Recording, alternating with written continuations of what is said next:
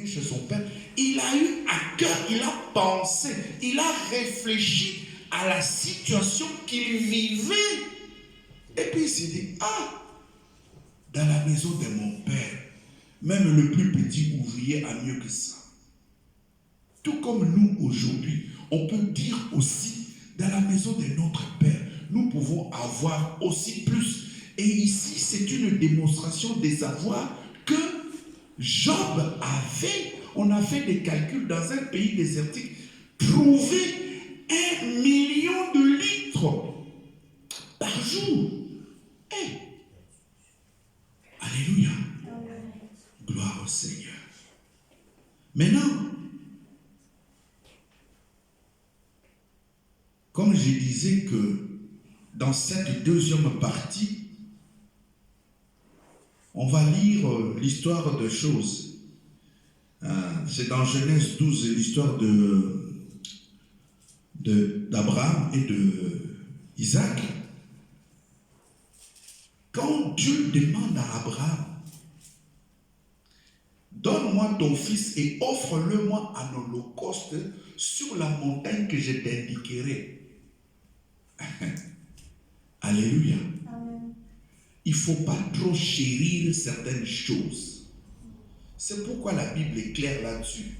Aime le Seigneur ton Dieu par-dessus tout. Donc tout ce que tu peux posséder, tout ce que tu peux avoir, que ce soit en relation, que ce soit au niveau séculier de travail, de ceci, de cela, il faut que Dieu soit numéro 1. Ensuite seulement les autres choses. Alléluia.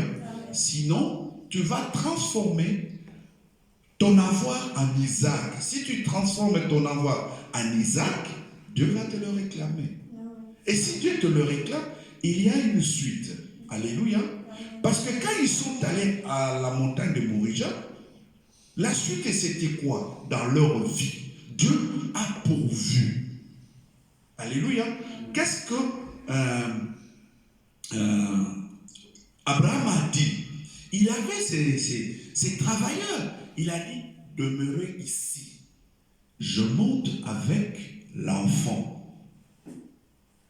Pourquoi? Mais la prophétie qu'il avait reçue, la parole qu'il avait reçue, il n'a même pas dit à sa femme. Alléluia. Donc certaines personnes, parce que forcément, s'il était parti avec ses ouvriers, si les ouvriers voyaient que le patron commence à attacher son fils, il prend le poignard, ils vont l'empêcher. Ils vont l'empêcher.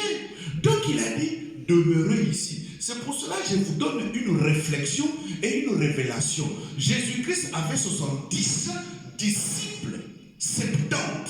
Dans le 70, il y en avait 12. Et dans le 12, il y en avait seulement 3. Alléluia. Comprenez-le bien. Le principe de 70, 12 et 3 à méditer. Alléluia. Amen. Gloire au Seigneur. Donc, nous comprenons qu'il y a une suite dans toutes choses qui concernent Dieu. Parce que Dieu, on l'appelle comment? L'Éternel. Alléluia.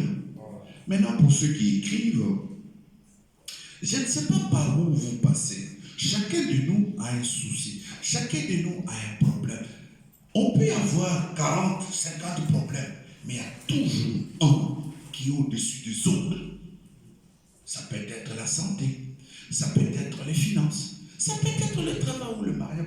Bon, chacun de nous a un problème. Alléluia. Maintenant, écoutez bien le thème. Pour ça aussi, pour votre problème, Dieu a une suite pour vous. Le thème, pour ça aussi, Dieu a une suite pour vous. Dans ce que vous traversez, dans ce que vous vivez, dans ce qui vous accable, Dieu a une suite. Et cette suite-là n'est possible que à une condition. Parce que si vous pensez, si vous réfléchissez, si vous entrez en vous-même pour réveiller ce qui est en vous. Parce que ma Bible à moi me dit, je répandrai de mon esprit sur toute chair. Donc en moi, il y a la divinité de Christ. Donc quand j'entre en moi-même et que je médite la parole de Dieu, automatiquement Dieu réveille en moi son essence pour que justement je puisse avoir cette humanité-là et comprendre certaines choses. C'est-à-dire quoi? C'est-à-dire que si aujourd'hui tu as envie comme ça de te sanctifier, ça prouve quoi? Ça prouve que Dieu est sur toi. Si aujourd'hui, pour une raison, tu es assis comme ça chez toi, comme Joël, on l'a lu tout à l'heure, a eu la pensée de réparer la maison de l'Éternel. Si tu es assis comme ça, tu dis, et si je me sanctifie? Alléluia. Ça signifie qu'on déclenche le processus qui va faire que la main puissante de l'Éternel sera sur nous. Maintenant, si tu es béni et que tu vis bien, tout va bien, et que toi-même, en étant en toi-même, tu sais que tu n'as pas une vie de sanctification, ça signifie que quelqu'un d'autre te sert. Alléluia. Tu es servi par quelqu'un d'autre, pas par Dieu. Alléluia. La seule condition sine qua non, c'est de vivre et d'avoir une vie de sanctification, justement. Alléluia. Parce que Dieu est capable de te donner en un clin d'œil ce que tu as perdu depuis 25 ans. Question de décision. Toute la Bible est jalonnée d'exemples. Alléluia. Donc, ce que nous devons retenir et comprendre en cette période de transition, c'est que les chrétiens, nous devenons tantôt dedans, tantôt dehors. Vous connaissez l'histoire de Titus, ce jeune qui était assis à la fenêtre alors que l'apôtre Paul prêchait. Alléluia. Je vous donne cette image-là. L'apôtre Paul prêchait, mais ses pieds étaient soit à l'intérieur, soit à l'extérieur. C'est une image pour comprendre le chrétien d'aujourd'hui. Tantôt un pied dedans, tantôt un pied dehors. Non. Non. Et ça, dans le livre d'Apocalypse, Jésus parle de l'église de Laodicée, qui n'était ni froide, ni tiède, ni chaude plutôt, ni froide, ni chaude. On est chrétien d'aujourd'hui. Nous devons prendre une décision.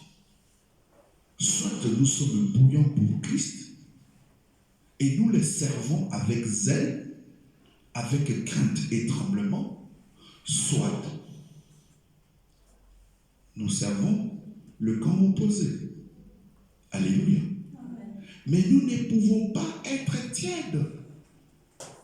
Car Jésus le dit. La parole de Dieu le dit. L'église de Laodicée était tiède.